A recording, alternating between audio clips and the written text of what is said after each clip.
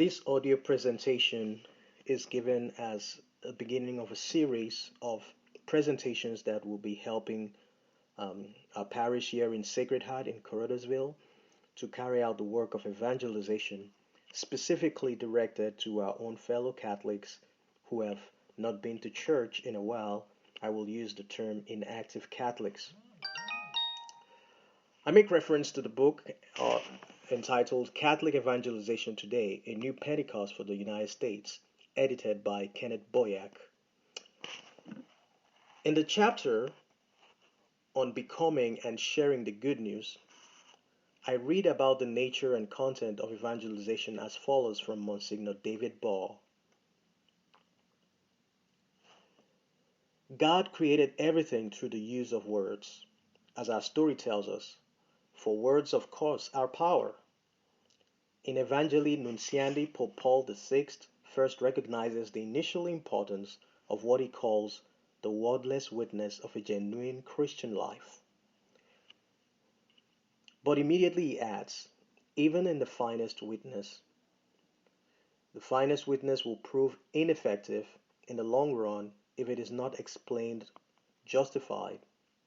There is no true evangelization if the name, the teaching, the life, the promises, the kingdom, and the mystery of Jesus of Nazareth, the Son of God, are not proclaimed.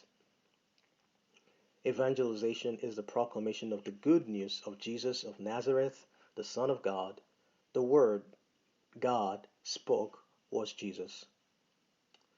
In light of this, the Second Vatican Council's affirmation of the universality of grace, some church members today question the very need of explicitly proclaiming the gospel. And to that we go back to the words of Jesus in Matthew's Gospel, chapter 28, where Jesus Christ says, "Go out to the whole world and proclaim the good news." As regards our own kind of evangelization, which is focused on inactive members, we also recall Jesus' words to his disciples as he sends them out.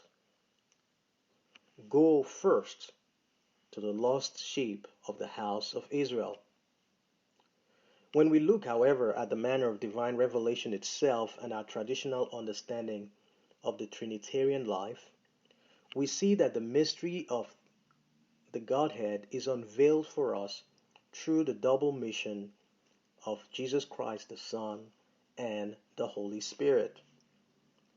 St. Irenaeus in the 2nd century describes this double mission as the two hands of the Father.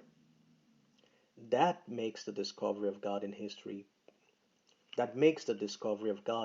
possible. And in line with that, Father Bishop Robert Barron also invites us to reflect or think about evangelization in this way.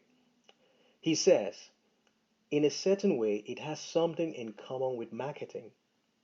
But I hope the main difference is that the evangelist is not dealing with a product, but a person. You're trying to draw people into a friendship. Evangelization isn't about a concept or an idea, but about a friendship with Jesus Christ that you have, and that you want someone else to have too. In that sense, it's not like marketing at all, which is always in some way trying to sell a product. But it is like marketing in that it's telling a story as convincingly as you can. In the end, though, it is about sharing a friendship and intimacy that's enlivened you and that you feel will benefit other people.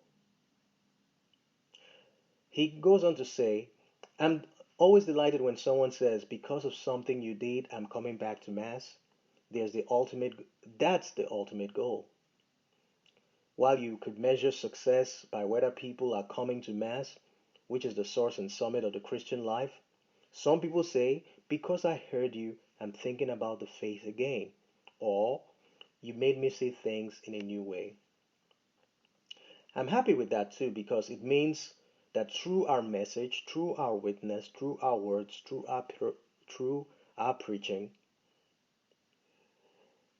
people are being drawn closer to God. The ultimate measure, however, would be the Mass. It would be full communion with the Catholic Church and going to Mass on a regular basis, receiving the sacraments. That's the measure of it. We draw people at all kinds of levels in different ways. And I think you could also measure success, in various ways and at various stages. But getting them to come to Mass and enter more deeply into the life of the church and communion with Jesus Christ, a relationship with Jesus Christ, is a worthwhile goal.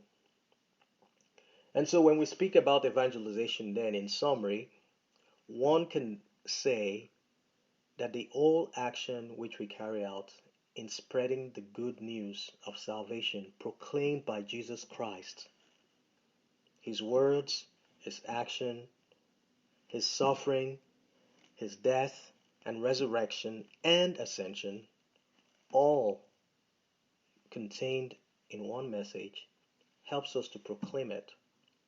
And so evangelization, as our Holy Father John Paul II will remind us, is never to impose, but always to propose. And who do we propose? We propose a person, Jesus Christ, and Him crucified.